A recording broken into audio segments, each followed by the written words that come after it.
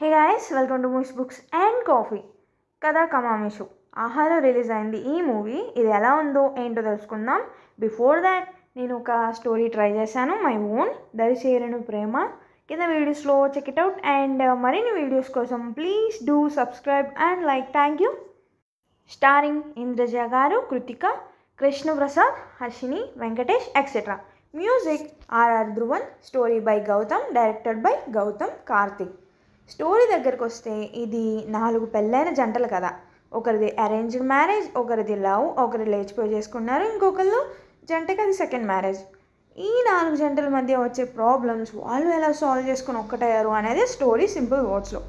ఒకరికేమో privacy లేని family వల్ల problem అయితే, ఒకరికి మరీ మంచిగా అసలు పెళ్ళైన కొత్త జంటలానే లేక, ఒకరికి కమ్యూనికేషన్ లేక, ఇంకొకరి పేరెంట్స్ మిస్ అవుతూ ప్రాబ్లం. ఇలా ఒక్కొక్కరికి ఒక్కో ప్రాబ్లమ్స్ ఉన్నాయి.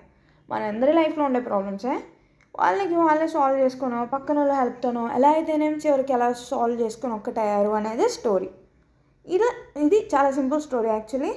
సో ఎలా ఉంది అంటే, ఒక్క ముక్కలో యావరేజ్ బాగానే ఉంది, టైంపాస్. కొన్ని చోట్ల లిల్ బోరింగ్గా అనిపించిన, కొన్ని చోట్ల కొన్ని జంటలది బాగా అనిపించిన, ఇలా రకరకాలుగా ఉంది. ఒక్కసారి టైంపాస్కి చూడొచ్చు. మ్యూజిక్ విషయానికి వస్తే ఇందులో బాలు గారి గొంతు వినిపించింది, ఆహా. అండ్ సీతారామ శాస్త్రి గారి లిరిక్ కూడా ఉంది అంట, గ్రేట్.